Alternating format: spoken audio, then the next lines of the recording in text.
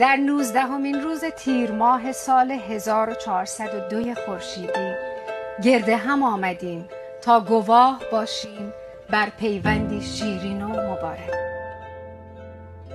به نام ایزد یزدان، به نام ایزد یزدان، تو را من برگزیدم از میان این همه خوبان، تو را من برگزیدم از میان این همه خوبان، میان این گواهان، میان این گواهان. بر نبارم این سخن با تو، بر لبارم این سخن با تو، وفادار تو خواهم بود در هر لحظه هر جا. پذیرا میشوی آیا؟ پذیرا میشوی آیا؟ پذیرا میشوم مهر تو را از جان، وفادار تو خواهم ماند در هر لحظه و هر جا.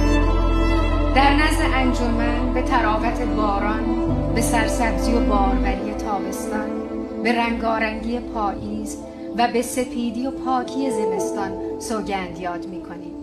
سوگند یاد می‌کنیم. شاد باش و مبارک باد. اومدی هرچی رنگ قشنگ پاشیدی رو دنیا، انگاری قبلا دیده بودم تو رویام. مطمئن بودم یه روزی تموم میشه این تنهایی، عطر تو حس میکنم تو قلبم الان کجایی.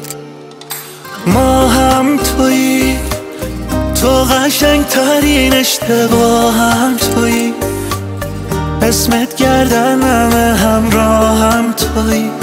آره ما هم تویی، شبم تویی، اسمی که چپ سینم کندم تویی.